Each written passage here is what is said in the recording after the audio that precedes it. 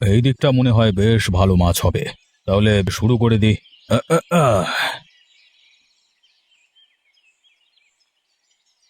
মনে হচ্ছে বড় কোনো জিয়াল মাছ এসেছে। এই তো। আয় আয় আয় আয় আয়, পেয়ে গেছি। বেশ বড় একটা শোল মাছ বড়শিতে পড়েছে।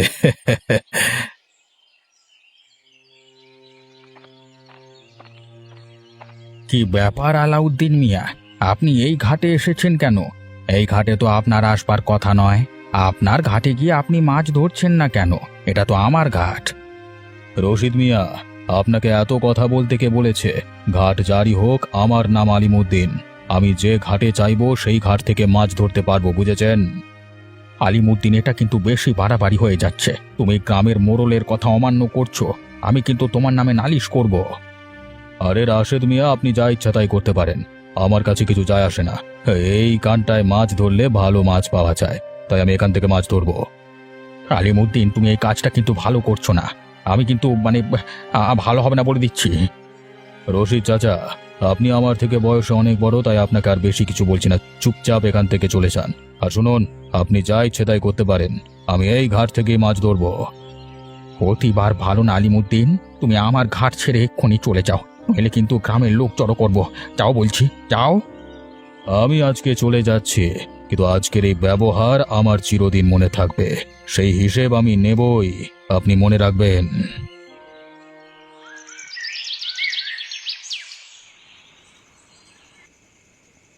নাসির, আরে ও নাসির, বাড়িতে আছো?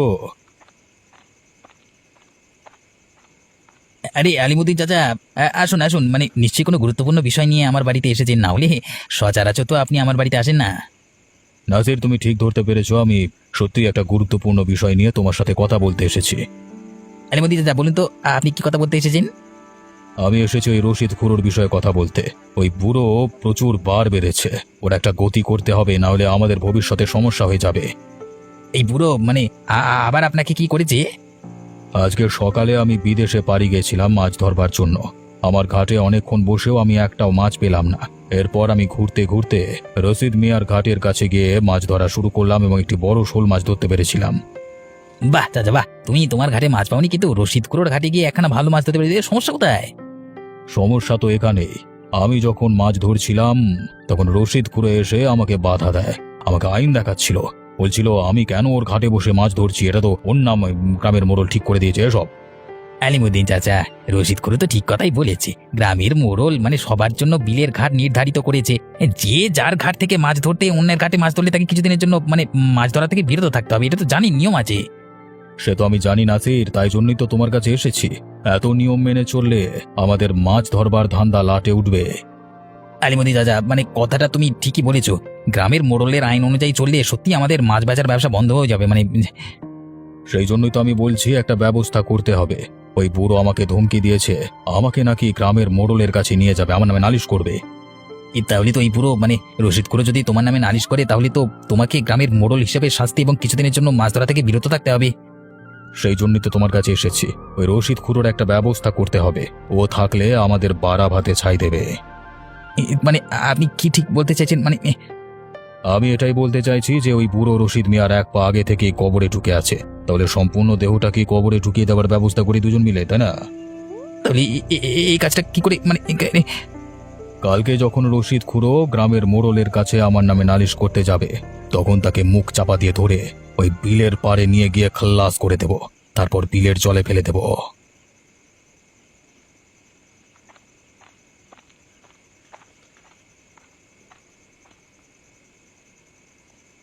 ওই আলিমুদ্দিনের এত বড় সাহস, নিজের ঘাট ছেড়ে আমার ঘাটে এসে মাছ ধরেছে। গ্রামের মোড়লের আইন সে না মানছে। কথাবার্তার কি ধরন, দেখলে গা জ্বলে যায়।